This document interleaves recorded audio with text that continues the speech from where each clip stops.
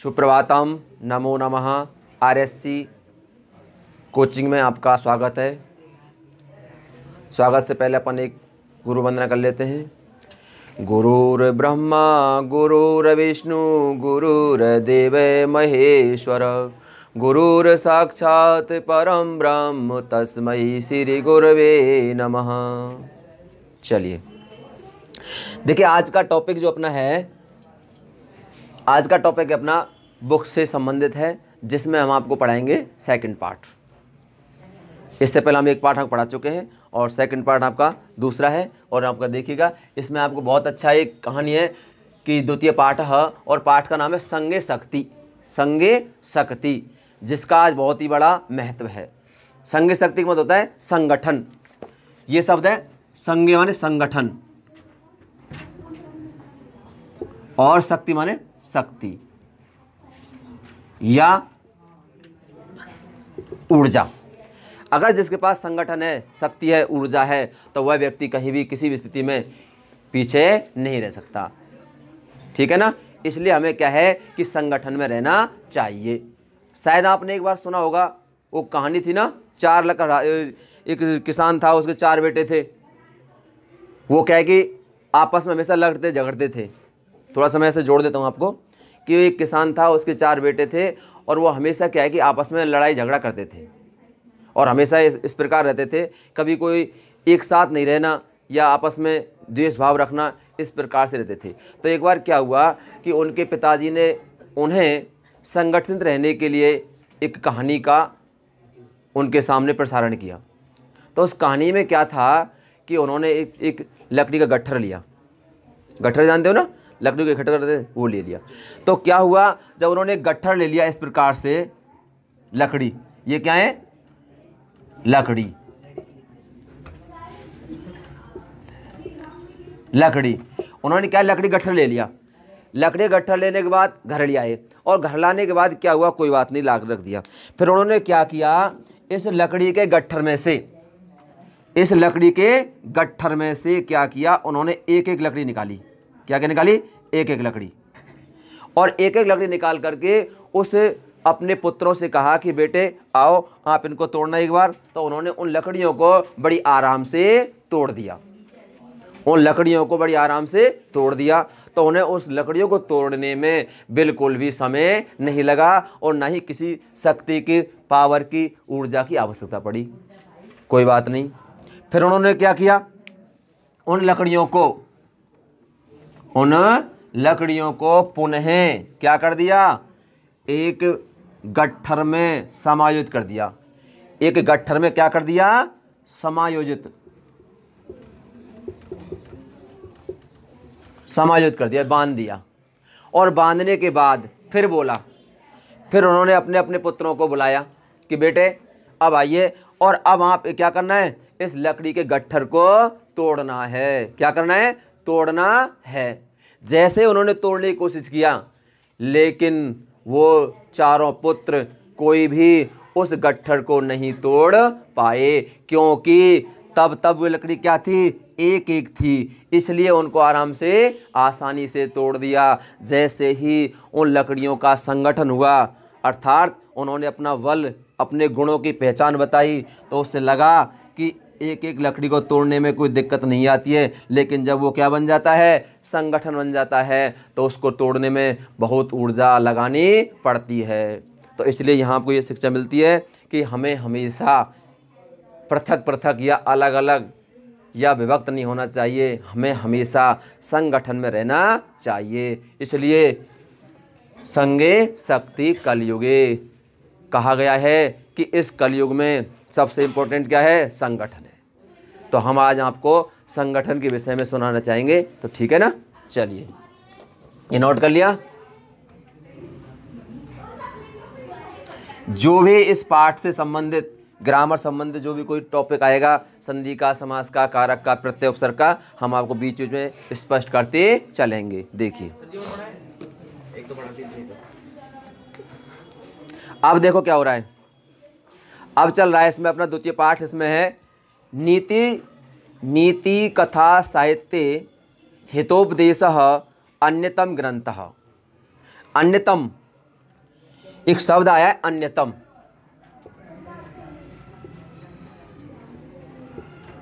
अन्यतम का मतलब यहां होता है विशेष। अन्यतम माने विशेष या श्रेष्ठ। ये यहां एक विशेष प्रकार का ग्रंथ है। जैसे देखो, नीति कथा साहित्य हितोपदेशः अन्यतम ग्रंथः, यानी कि नीति कथा के साहित्य में हितोपदेश सबसे श्रेष्ठ ग्रंथ है, विशेष प्रकार का ग्रंथ है। एवं हे श्रूयते, इस प्रकार सुना जाता है, नारायण शर्मा नामः पंडितः पाटलिपुत्र अधिपते सुतान नीतिशास्त्रम बोधितुम इमं ग्रंथम रचयामास। यानी कि नारायण शर्मा नामक पंडित पाटलिपुत्र अधिपति माने पाटलिपुत्र के राजा के सुतान माने पुत्रों को नीति शास्त्र, नीति का शास्त्र समझाने के लिए, बताने के लिए इयम ग्रंथम रचामास, इस ग्रंथ को रचा गया। यानी कि नारायण पंडित जी थे, उन्होंने पाटलिपुत्र के राजा के 3 पुत्र थे, उन पुत्रों को शिक्षा देने के लिए इस नीति शास्त्र की रचना की, और जिसका नाम है हितोपदेश। क्या है? हितोपदेश। स्वमनोज्ञः प्रवाहम शैल्याम अयम ग्रंथः लोकेषु अति प्रसिद्धम अवाप। यानी कि स्वमनोज्ञः, अपनी मनस्वी और प्रभा शैली के कारण यह ग्रंथ लोकेषु माने संसार में, एक शब्द आया है लोकेषु। क्या है? लोकेषु। इसमें क्या हो जाएगा? सप्तमी विभक्ति का बहुवचन। यानी कि जो 7 है ना, ये किसका प्रतीक है? विभक्ति का। और 3 किसका है? वचन का। यानी कि 7 की घात 3, इसका मतलब हुआ कि जो ये लोकेषु शब्द है, इसका मूल शब्द क्या है? लोक। क्या है? लोक। और ये रूप चलता है किस तरह? राम की तरह। किसकी तरह चलता है? राम की तरह। जैसे राम है, रामो रामा, तो सप्तमी का बहुवचन क्या बन जाएगा? रामेषु। रामेषु। ऐसे ही लोकेषु। तो ये रामवत चलता है। किसके चलता है? राम की तरह। तो इसलिए आपको ध्यान रहे, तो इसका हिंदी अर्थ में हो जाएगा मैं पे पर, संसार में या लोक में। संसार में या लोक में।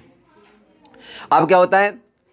अति प्रसिद्ध है। ये ग्रंथ कैसा है? बहुत ही प्रसिद्ध है। सरसः सरलः भाषया अस्मिन् ग्रंथे पंचतंत्र आदि ग्रंथानाम आधारीकृत्य पशुकथानाम संग्रह अस्ति।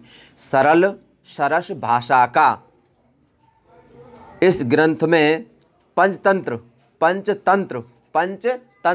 यानी कि 5 अंग मानो, 5 तंत्र मानिएगा, ग्रंथानाम आधारित, ग्रंथों पर आधारित, पशुकथानाम, पशुओं को कथाओं को इसमें संग्रहित किया गया है। अर्थात जो ये आपका पंचतंत्र नाम का इतिहास है या ग्रंथ है, इसमें पशु पक्षियों को पात्र माना गया है। क्या माना गया है? पशु पक्षियों को पात्र माना गया है, इसलिए ये बहुत ही रोमांचक है।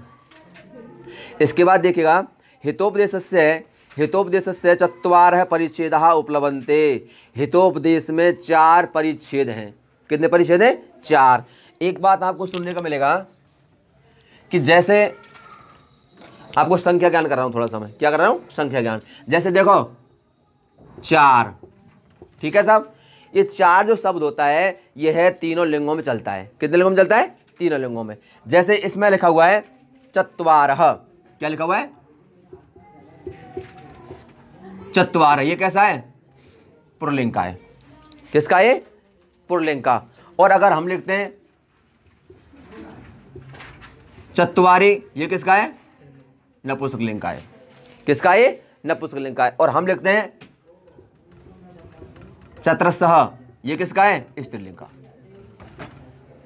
ये ध्यान रहे कि 1 से लेकर के, कहां से? 1 से लेकर के 4 तक, 1 से लेकर के 4 तक जो संख्या होती है वह तीनों लिंगों में उनका रूप अलग अलग चलता है, ये ध्यान रहे। 1 से लेकर के जो 4 तक संख्या होती है उनका रूप तीनों लिंगों में अलग अलग रूप से चलता है। चलिए ठीक है, समझ आया? पुल्लिंग, नपुंसकलिंग और स्त्रीलिंग। अब देखिए फिर क्या होता है। हितोपदेशस्य चत्वारः परिच्छेदः उपलभन्ते। हितोपदेश में 4 परिच्छेद प्राप्त होते हैं जो इस प्रकार से हैं। जैसे कि मान लीजिए हमारा क्या है, ये हितोपदेश है। हितोपदेश क्या है? ग्रंथ। ये हमारे ग्रंथ है। इसमें कितने परिच्छेद हैं? 4। कितने परिच्छेद हैं? 4। अब देखो कौन कौन से। नंबर 1 मित्र लाभ।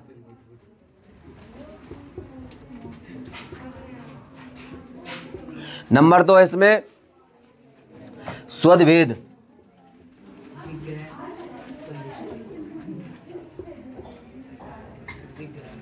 और विग्रह और लास्ट का इसमें अपना संधिश्चय।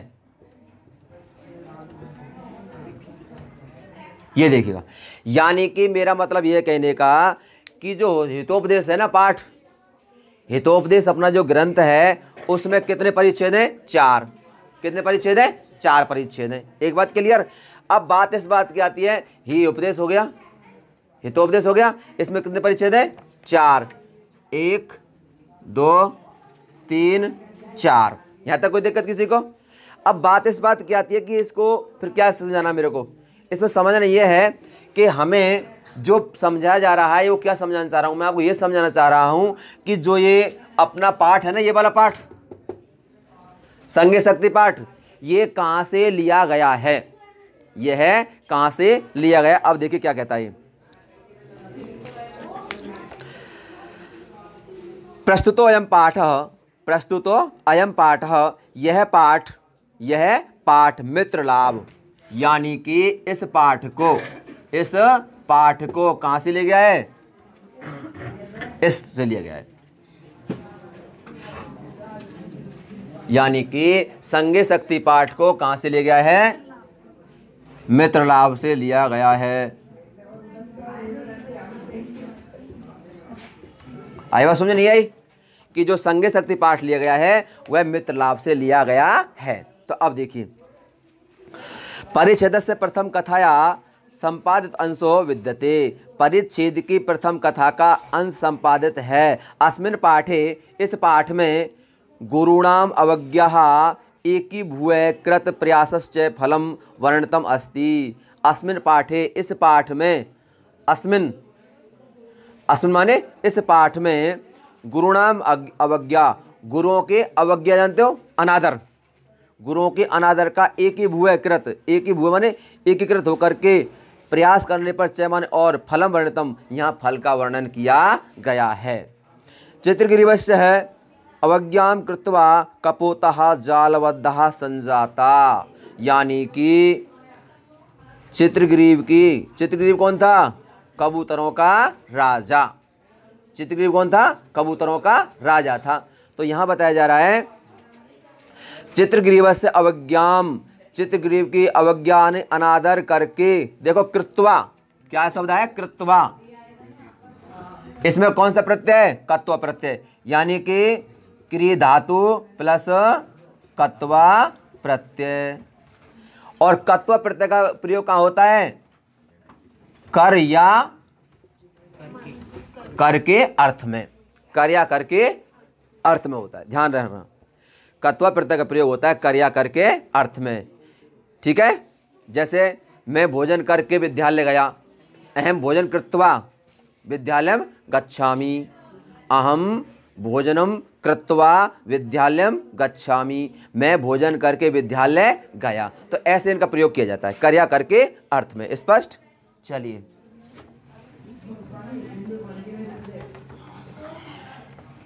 अब बात आती है इस बात की। चित्रग्रीवस्य अवज्ञां कृत्वा कपोतः जालबद्धः संजाता। यानी कि चित्रग्रीव जो कबूतरों का राजा था, कौन था? कबूतरों का राजा। उसकी आज्ञा का अनादर करने के कारण सारे कबूतर कहाँ फंस जाते हैं? जाल में बन जाते हैं या फंस जाते हैं। पुनश्च चित्रग्रीवस्य उपदेशेन, पुनः माने दोबारा से, पुनः माने दोबारा से, चित्रग्रीवस्य चित्रग्रीव के उपदेश से एक चित्त हुए, एकाग्रचित होकर के, एकत्रित होकर के, समहिता समहितम आश्रित्य जालम आदाय एवं उड्डितः, सभी एक साथ होकर के जाल को लेकर के उड़ जाते हैं। यानी कि उन्होंने चित्रग्रीव का अनादर किया था पहले तो, लेकिन फिर बाद में जब वो जाल में फंस गए फिर क्या होता है, फिर भी चित्रग्रीव उनका जो राजा था उसी की बुद्धि और उसी का ही विवेक काम आता है। उसने कहा अपने संकट के समय में घबराना नहीं चाहिए और हमें हिम्मत से काम लेना चाहिए, और उन्होंने हिम्मत से काम लिया और उनके अनुसार वो जाल को लेकर के उड़ जाते हैं। ऐसा एवं पाठ से उपदेश है, ऐसे मन यह ही पाठ उपदेश देता है। संगे शक्ति इति वह समहति कार्य साधिका इति वह, अर्थात संगठन ही शक्ति है और समति कार्य साधिका, और संगति से ही या संगठन से ही कार्य साधा जाता है। साधने से मतलब सफल होता है, संगठन से ही या संयोग से ही कार्य सफल होते हैं। इसलिए हमको इस पाठ से ये शिक्षा मिलती है। अब देखिए अपन चलते हैं, पाठ स्टार्ट करते हैं। अब तक क्या पढ़ाया था आपको? पाठ परिचय। क्या था ये? पाठ परिचय, कवि परिचय। और अब चलता है आपका मूल पाठ। क्या चलता है? मूल पाठ। अस्ति गोदावरी तीरे, अस्ति गोदावरी तीरे विशालः सालमलीतरु नाना दिक्दिशा आगत्य रात्रौ पक्षिणो तत्र निवसन्ति, अथ कदाचित् अवसन्यानां रात्रौ अस्ताचल चूड़ा अवलंबिनी भगवती कुदुम्नी नायके चंद्रमसी लघुपत नमक नामक वायसः प्रबुद्ध कृतांतमिव द्वितीयम आयंतम व्याधम अपश्यत। देखिए तो क्या होता है, अस्थि। अब देखो मैं थोड़ा सा ग्रामर अगर लेके चलता हूँ तो फिर उसमें जैसे अस्थि आ गया, क्या आ गया? अस्थि आ गया। ये क्या है? अस धातु। क्या है इसमें? अस धातु, प्रथम पुरुष एक वचन, ठीक है ना, इस प्रकार से। तो ये बन जाएगा, और लट लकार। क्या बन जाएगा? लट लकार में। तो अस धातु का मतलब होता है, अस धातु यानी कि अस धातु है, प्रथम पुरुष एक वचन, लट लकार बराबर अस्थि बनता है। अस्थि स्तः संति, अस्थि स्तः संति, इस प्रकार रूप चलते हैं। तो देखिए अब क्या होता है, गोदावरी तीरे, गोदावरी यानी कि नदी का नाम है। किसका नाम है? नदी का नाम। गोदावरी नदी के तीरे विशाल है सालमली तरु, तरु माने वृक्ष।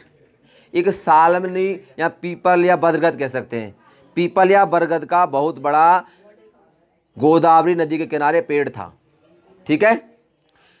नाना दिक देशांत आगत्य है, यानी कि अनेकों देशों से दिशाओं से रात्रों में रात्रि में पक्षिणों तत्र निवसंती, तत्र माने वहाँ पक्षी निवास करते थे। अथ कदाचित, इसके बाद कदाचित कुछ, अवसन्नायाम रात्रौ, कुछ रात्रि अर्थात रात्रि के मध्य में या रात्रि का समापन के समय, रात्रों में रात्रि के समाप्ति के समय अस्ताचल, अस्त होना, अस्ताचल माने छुप जाना, अस्ताचल चूड़ा अवलंबनम भगवती कुदुम्नी नायक। भगवती कुदुम्नी नायक किसको कहा गया है? यहाँ भगवती कुदुम्नी नायक कहा गया है चंद्रमा को। किसको कहा गया है? चंद्रमा को। जब सुबह का समय होता है तो चंद्रमा अस्ताचल की ओर जा रहा था, अर्थात अस्त होने के लिए जा रहा था। तो क्या होता है, लघुपत नामक बायस, बायस माने होता है, बायस माने क्या होता है? कोआ। एक लघुपत नामक कोआ जागा, प्रबुद्ध माने जागा, कृतांत इव माने समान, कृतांतम इव, हाँ, तो कृतांत मतलब जागा, और जागने से क्या होता है? द्वितीयम आयंतम व्याधम अपश्यत, और उसने देखा कि, उसने क्या देखा कि कोई दूसरा यमराज आ रहा है। यह यमराज किसके लिए कहा गया है? शिकारी के लिए। यानी कि जैसे ही चंद्रमा अस्ताचल की ओर जा रहा था, अर्थात छुपने की तरफ जा रहा था, अस्त होने की तरफ जा रहा था, तो रात्रि से जब सुबह का टाइम होता है तो उस वक्त एक वायस नामक, लघुपत नामक कोया जाग जाता है, और जागने के बाद वह एक शिकारी को आते हुए देखता है, और वह शिकारी को क्या कहता है कि यह कोई दूसरा यमराज आ रहा है, ऐसा उसने देखा।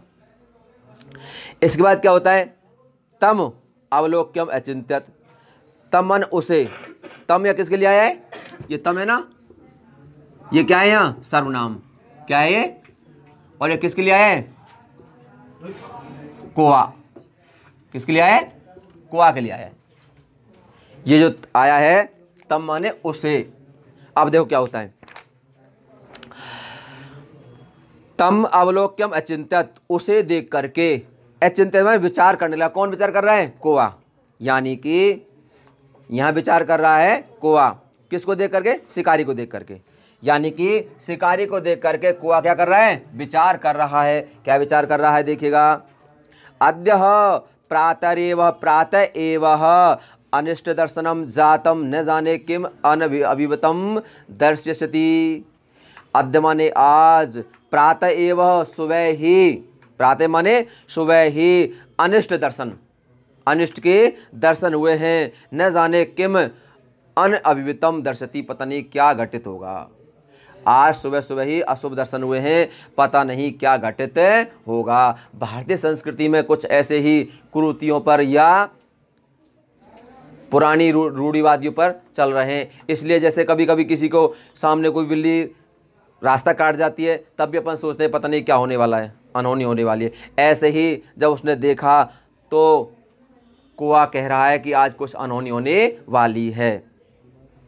अब देखिए, अब आता है दर्शयति, एक शब्द है,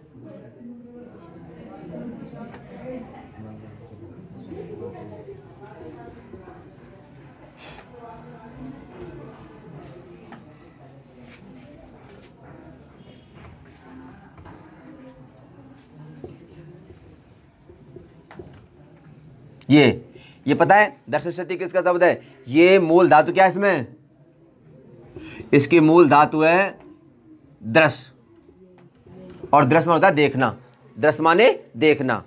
और इसका जो रूप बन रहा है ना, ये रूप बन रहा है, जो ये रूप बन रहा है लट लकार, किसका है, लट लकार का एक वचन प्रथम पुरुष, ये लट लकार का एक वचन प्रथम पुरुष है, इसलिए आपको ध्यान रहे, ठीक है। मूल धातु इसमें दृश्य धातु है।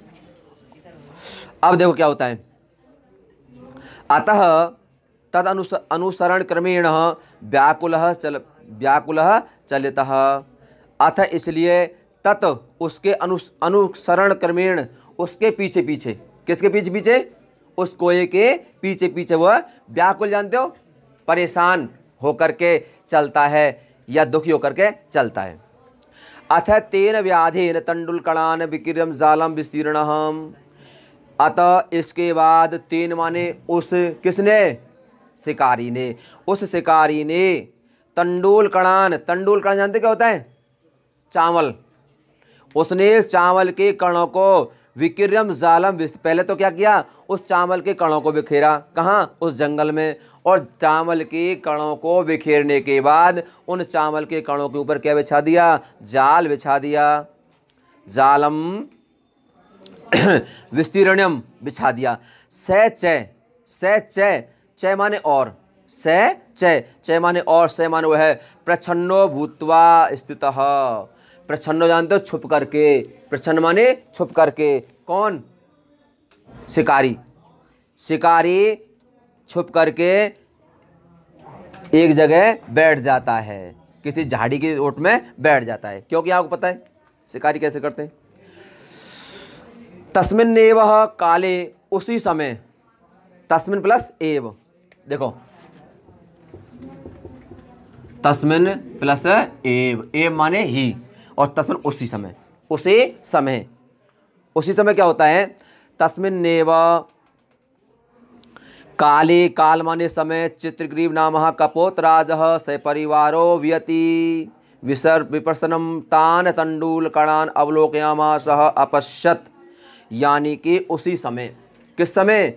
जिस समय उस शिकारी ने जंगल में जाल बिछाया और उन कणों को फैलाया था, चावल के कणों, उसी समय क्या होता है, चित्रग्रीव नाम का कबूतरों का राजा अपने परिवार के साथ उड़ करके आसमान से तंडुल कणान उन चावलों के कणों को अवलोकयामास या अपश्यत यानी कि देखा। जैसे ही उन भाई,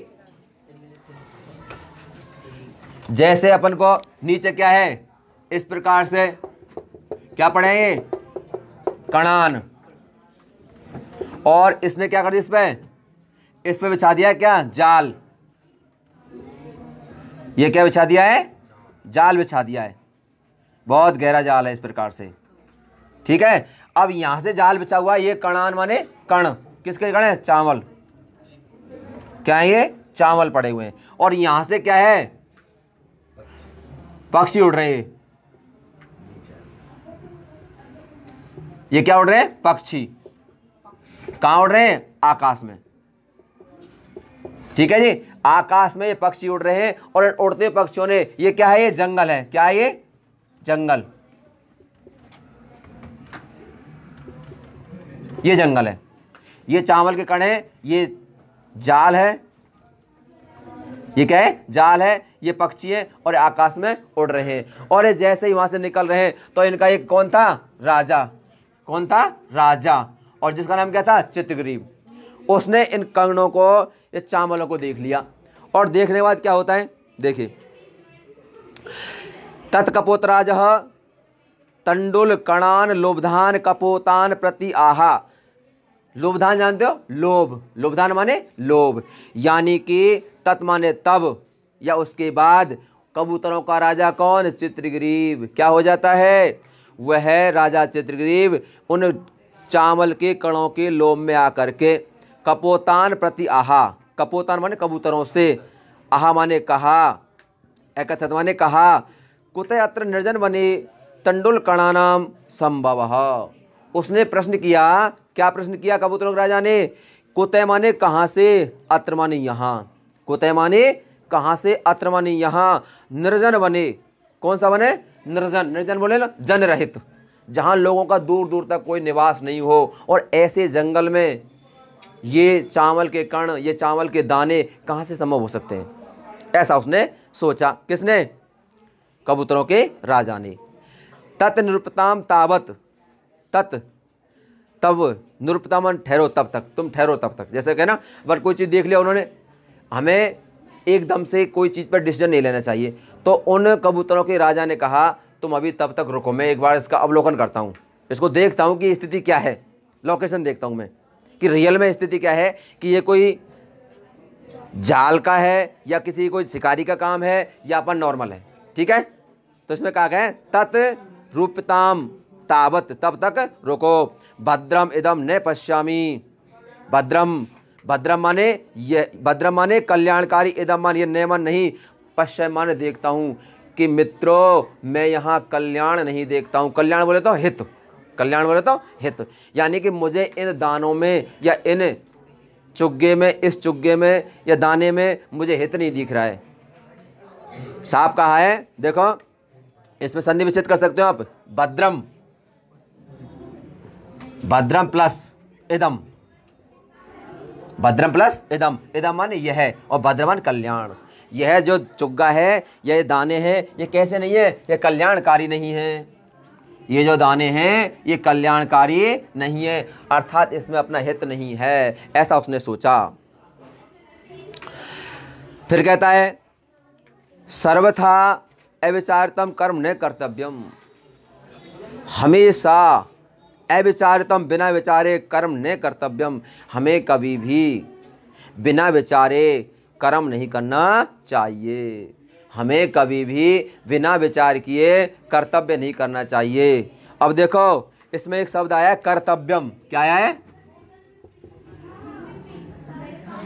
कर्तव्यम। अब इसमें प्रत्यय है, कौन सा प्रत्यय इसमें, इसमें है क्री धातु प्लस तव्यत प्रत्यय, कौन सा है, तव्यत प्रत्यय। और इस तव्यत प्रत्यय में क्या होता है, इस तय का हो जाता है लोप। तो क्री, और जो क्री है ना क्री वाली, ये क्री, इस क्री क्या होता है, गुण हो जाता है। क्या हो जाता है, गुण, जिसको कहते हैं गुण संधि। गुण संधि हो जाती है इसको, और गुण संधि होकर क्या बन जाएगी, ये कर बन जाएगा। क्या बन जाएगा, कर। अब क्या करेंगे, प्लस तव्यत। अब इनको जोड़ते हैं तो देखो ये रह है, ये हलंत्र है, हलंत्र होने के कारण क्या हो जाएगा, इस तय पे आ जाएगा। तो देखो बन जाएगा कर्तव्य, और इसमें सु आ जाएगा, और सु आने के बाद विसर्ग का लोप हो जाएगा, तो बन जाएगा कर्तव्य। अच्छा वो अच्छा, ये सु है ना, सॉरी, ये क्या है, नपुंसकलिंग में आ जाएगा। किस में आ जाएगा, नपुंसकलिंग में। तो ये बन जाएगा, सु को हो जाएगा अम, सु के हो जाएगा अम हो जाएगा, तो बन जाएगा कर्तव्य। इस प्रकार से बनता है। क्या बन जाएगा, कर्तव्यम। तो क्रि धातु को जब हम तव्यत प्रत्यय से जोड़ेंगे तो उसका गुण हो जाएगा। क्या हो जाएगा, गुण हो जाएगा। ध्यान रखना, क्रि धातु का प्रयोग तव्यत प्रत्यय के साथ करेंगे तो क्रि को हो जाएगा गुण, और गुण होने से हमारी स्थिति बन जाएगी ये कर्तव्यम। ठीक है, चलिए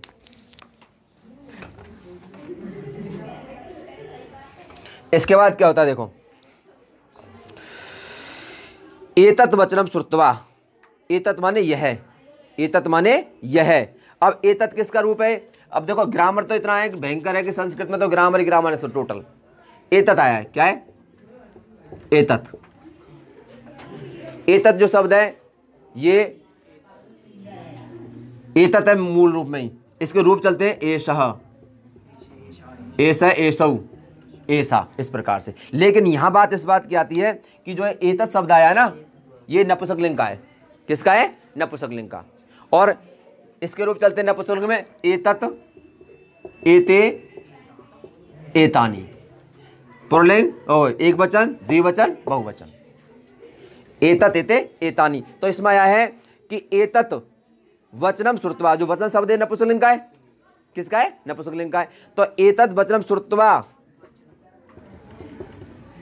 श्रुत्वा शब्द आ गया। क्या आ गया, श्रुत्वा। इसमें श्रु धातु और कत्वा प्रत्यय। इससे अभी नेक्स्ट पहले बताया था आपको, मैंने बताया था ना कि कत्वा प्रत्यय का प्रयोग कार्य कर के अर्थ में किया जाता है, अर्थात ये भूतकालिक क्रिया होती है। इसको क्या कह, दूसरा रूप क्या कह सकते, इसको दूसरा रूप कह सकते हैं पूर्वकालिक। क्या कहते हैं, पूर्वकालिक। पूर्वकालिक जो पहले क्रिया होती है, जैसे मैं पढ़ करके विद्यालय जाता हूँ, मैं पुस्तक पढ़ करके विद्यालय जाता हूँ। अहम पुस्तकम पठित्वा, अहम पुस्तकम पठित्वा, मैं पुस्तक पढ़ करके विद्यालय में गच्छामि, जाता हूँ। यानी कि पहले जो पूर्वकालिक क्रिया होती है उसके हिसाब से इसमें काम किया जाता है। तो देखिए अब क्या होता है, एतत् वचनम श्रुत्वा, यह वचन सुनकर के, कश्चित् माने कोई, कपोत है, कपोत माने कबूतर, सर्पद, सर्प, देखो सदर्पम, सदर्पम जानते क्या होता है, घमंड या अभिमान या गर्व। गर्व से बोला, आहा माने बोला, एकथित बोला। क्या बोला, एकथित बोला। क्या बोला, एक श्लोक के माध्यम से इसमें रखा गया है।